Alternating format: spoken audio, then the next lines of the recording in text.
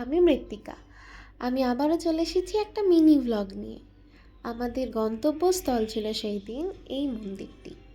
দিনটা ছিল 26শে জানুয়ারি। সকাল সকাল রেডি হয়ে বেরিয়ে পড়েছিলাম। সকাল মানেই হচ্ছে 12টা এখানে।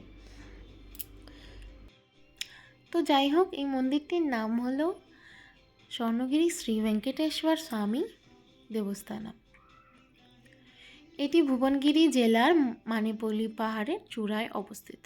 হায়দ্রাবাদ থেকে প্রায় 47 কিলোমিটার দূরে। প্রায় 22 একর জমি নিয়ে মন্দিরটি বিস্তৃত।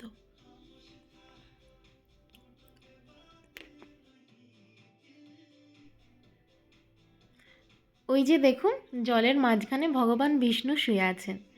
দৃশ্যটা কি অপূর্ব, তাই না? আমার তো বেশ ভালো লাগছিল। এই মন্দিরটি এখনও পুরোপুরিভাবে তৈরি হয়ে ওঠেনি। শোনা যায় দক্ষিণ ভারতের বৃহত্তম বালাজি মন্দিরগুলি যে আছে তার মধ্যে নাকি এটিও একটি।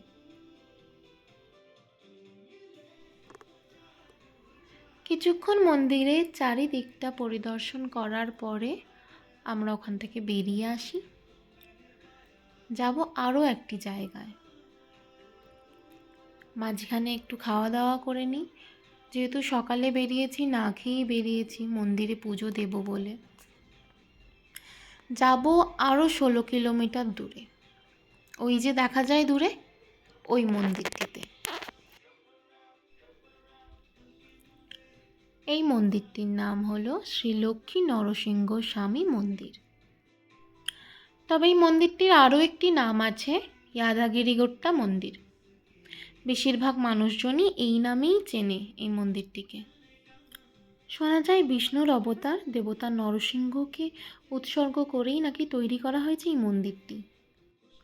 এই মন্দিরকেই তেলেঙ্গানার নিজস্ব তিরুপতি বলে অভিহিতও করা হয়। মন্দিরটি বাইরে থেকে যতটা সুন্দর, ভিতর থেকে তার থেকেও বেশি সুন্দর। কিন্তু ভিতরে তো ফোন অ্যালাউ নেই, তাই কোনোভাবে রেকর্ড করা যায়নি। এরপর আমরা আস্তে আস্তে বাড়ির উদ্দেশ্যে রওনা দেব। এখানে একটা প্রোগ্রাম চলছিল, একটু দেখে তারপরে আমরা বেরিয়ে পড়ি। তো সবাইকে বাই বাই।